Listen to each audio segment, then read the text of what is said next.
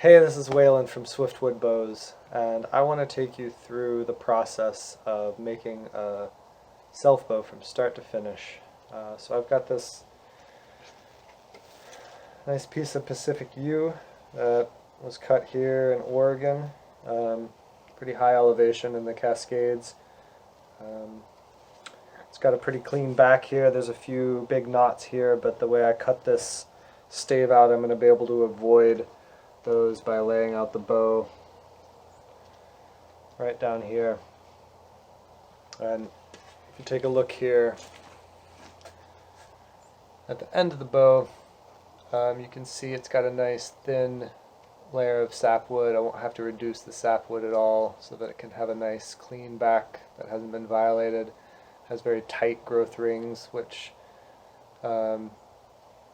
typically makes for a better bow, though I have to say you can make a perfectly fine bow out of a piece of wood that has coarser grain, but sure looks nice to have those tight rings on a yew bow. Alright, we're going to start here with laying out the bow. The stave is 66 inches long, which will give us a 64-inch long bow, which is just about right for the draw weight and draw length that I'm wanting for this stave, which is going to be around 60 pounds at 28 inches. Actually want to establish a center line for the bow, and this is a line that's going to be going right down the center of the stave. I don't know if you can see from your angle here, but it's got a slight curvature to it. It's not perfectly straight, unfortunately, but it's pretty subtle. It's not going to be hard to fix later on. I'm going to heat up the bow here in the handle, and I'm going to bend it a little bit to get the tips to line up straight, but I just have to lay out my bow slightly crooked here for now. So I'm going to start here, and I'm going to kind of lock my hand on the side of the bow here, and I'm going to just travel straight down the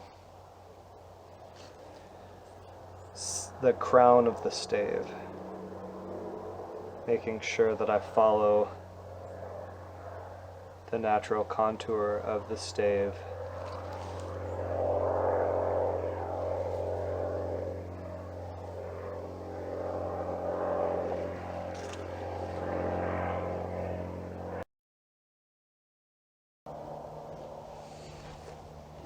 Alright, now I've got my center line. I'm going to zoom in here.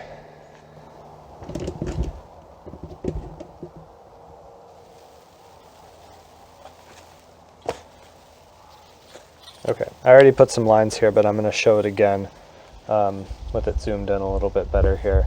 So the stave is 66 inches long, so 33 inches is my halfway point that I measured here. Here's the center of the stave. So my handle's going to be 4 inches long, and so with the 2-inch mark here at the center, I'm going to shift the handle down by 1 inch, which leaves 1 inch here and 3 inches on this side, and this is going to be my handle.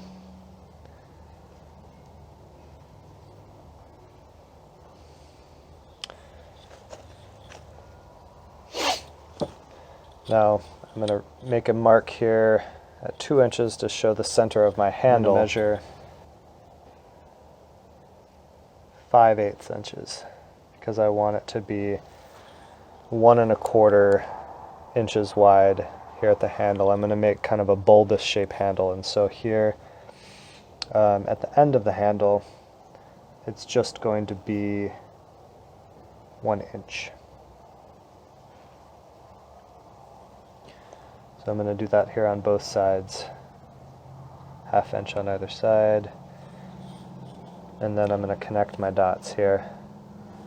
And now this is just a rough guide for the start of my handle. My finished handle is going to be smaller than this.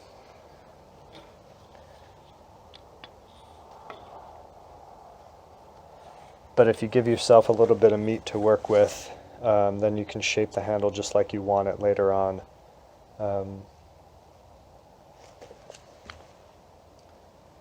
Alright, after I've got my handle established, the next thing I want to do is measure out the fades. So the fades are a transition space between the stiff handle that doesn't bend at all to the working limb that's going to be doing the work. And it can't be an abrupt change either with the width transition or the thickness transition. It needs to be a smooth, gradual shift. Otherwise, you're going to create a weak spot in your bow that's going to collapse. This area of the bow is deceptive. It doesn't look like it's doing much work because it's not moving very much, but it's under an incredible amount of strain. This is probably the most stressed area of the bow, and so you need to make sure that you're creating a smooth transition. So I'm going to make these fades 2 inches long. So I'm going to make a mark here 2 inches out from the end of the handle. And then here at this 2-inch mark, this is where it's going to come out to the full width of the bow. So I'm going to mark it 7/8 on one side and 7/8 on the other side. And that's going to make for a 1 3/4 width there, and that's going to be the full width of my bow. And now I'm laying this out as an American flat bow style.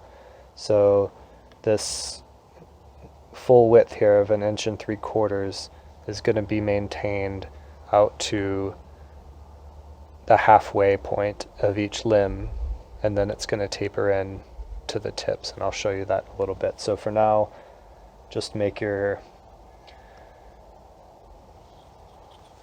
width 1 3/4 inches, and then I'm just going to simply make a straight line to connect the 1-inch wide handle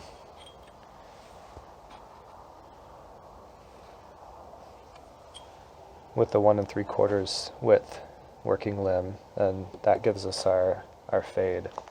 I'll do the same quick on this side. 2 inches.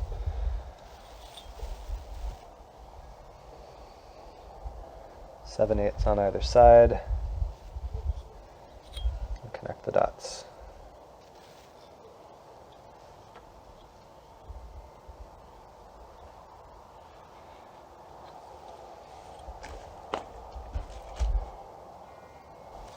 Okay, so we've got our handle and we've got our 2-inch long, 1 3/4 inch wide fades. And now I'm going to maintain that 1 3/4 inch width all the way out to the mid limb. So I'm going to measure the length of the limb from the end of the handle here. So from the end of the handle to the end of the stave is 30 inches. So I'm going to make a mark here at 15 inches. And that's going to give me my mid limb.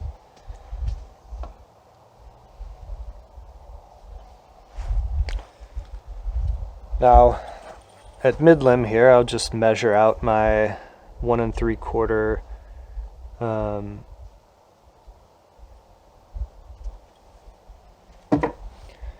width again, and then I'm just going to connect the dots from the end of my fade where it's 1 3/4 to mid limb where it's 1 3/4 with a straight line.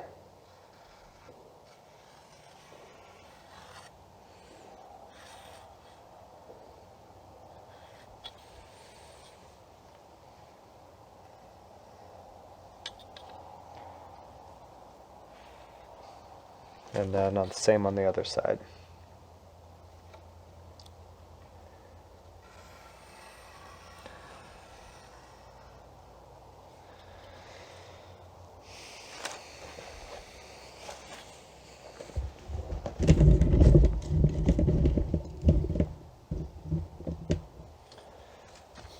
And now, from the mid limb where it's 1 3/4 inch wide, I'm going to taper it down to a 1/2 inch tip. So I find my center line and I measure 1/4 inch on either side. And then I simply connect the dots again. I'm going to use my longer straight edge here.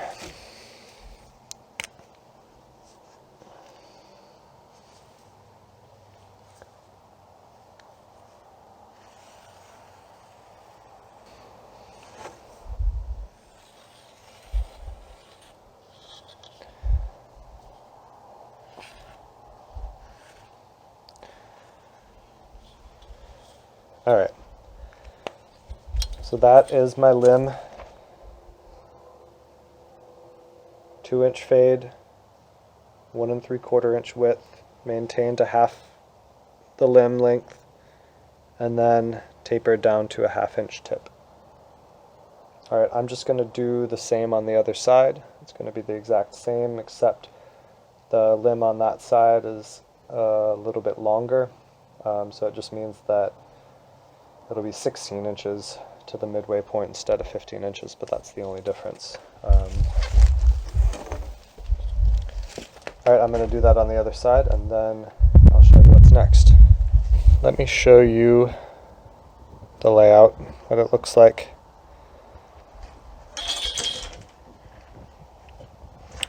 So this is an American flat bow design. It is a pretty standard, ubiquitous design that we use for self bows. You could use this exact layout on a whole variety of wood types, so don't be put off by the fact that I am using Pacific yew. You could use those exact dimensions that I've given you for a variety of other quality bow woods like Osage orange, though if I was using Osage I'd probably make it a little bit narrower. This would be great for hickory or vine maple or eastern hop hornbeam or a whole variety of woods. So like I said, don't be thrown off if you don't have yew to use. You can still follow along with this build and it will work just fine for your bow. And when I get to places where things are going to be specific to you, then I'll mention that and maybe provide some other advice if you're working with a different kind of wood.